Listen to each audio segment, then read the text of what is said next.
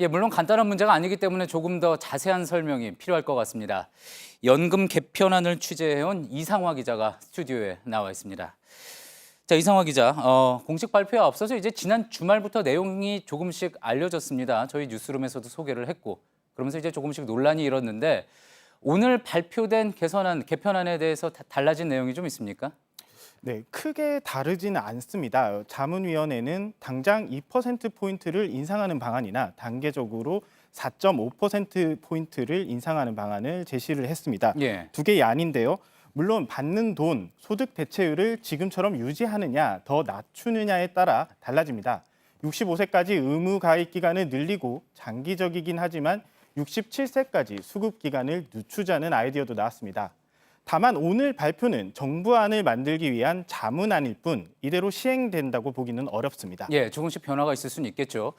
가장 큰 관심사는 결국 지금 내가 계속 내는 보험료와 앞으로 내가 받게 될 이 연금액이 어떻게 바뀌겠느냐, 이 부분일 텐데요. 자, 자문위가 이제 두 가지 안을 냈다고 하지 않았습니까? 좀 더 자세히 좀 설명을 해주시죠. 네, 당초 자문위는 이 안에 대해서 한 수십 개의 안이 나왔다고 했습니다. 이 예. 중에서 추려서 결국 두 가지 안이 나온 건데요. 우선 첫째는 소득 대체율, 즉 받는 돈의 비율을 45%로 유지하는 방안입니다. 예, 이렇게 하면 연금 기금 속도는 더 빨라질 수밖에 없습니다. 보험료를 인상하는 방법밖에 없는데 자문위는 내년에 바로 11%로 인상하는 방안을 제시한 겁니다. 예, 조금 자세히 보면은 한 달에 10만 원 국민연금을 내고 있다면 12만 2천 원 정도로 오르게 됩니다.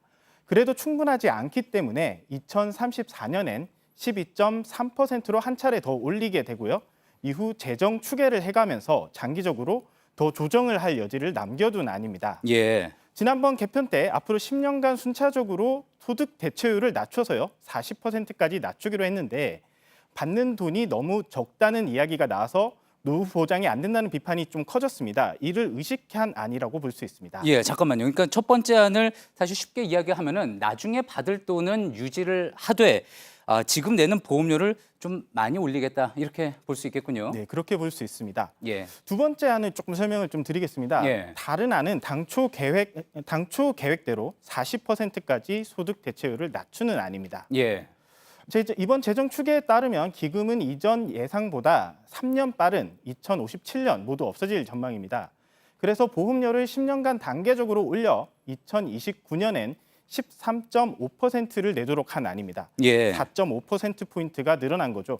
지금 한 달 보험료가 10만 원인데 매년 조금씩 올라 2029년엔 15만 원이 되는 안입니다. 예, 그렇다면은 두 번째 안은 정리를 하면은 나중에 받을 돈은 조금 줄이되 지금 낼 돈은 단계적으로 좀 천천히 늘리겠다 이렇게 볼 수 있겠군요. 네, 근데 조금 더 봐야 되는 지점이 있습니다. 두 번째 안에서는 장기적으로는 그렇게 13.5%까지 올려도 재정이 예. 부족한 순간이 오게 됩니다. 예, 그때는 혜택을 줄이기로 했습니다. 수급 연령을 67세로 올리거나 연령이 많으면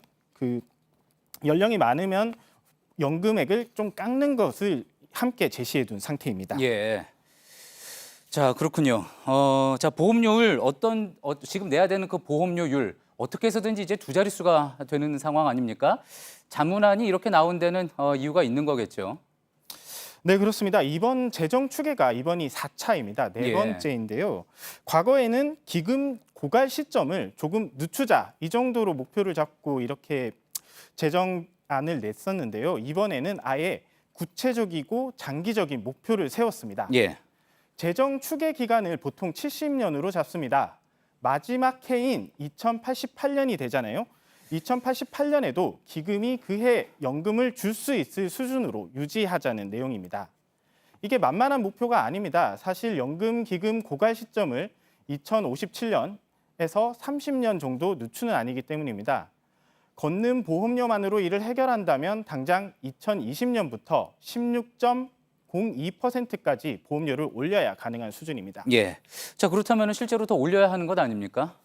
네, 그렇습니다. 당장 2%포인트 혹은 단계적으로 4.5%포인트 올리는 정도로 이를 충당하기는 어렵습니다. 때문에 장기적으로 보험료율을 극단적으로 올리고 혜택을 줄이는 방안이 보고서 곳곳에서 보이고 있습니다. 보고서에는 18%를 넘어가면 보험료율 조정 외의 수단을 강구한다는 표현이 있기도 했습니다. 그때가 되면 재정을 투입한다는 내용입니다. 예, 정말 여러모로 여론이 좋지 않은 부분도 있고요. 국회에서 이제 또 통과되는 문제도 있으니까 논의 과정에서 조금씩 또 바뀔 가능성도 있겠군요.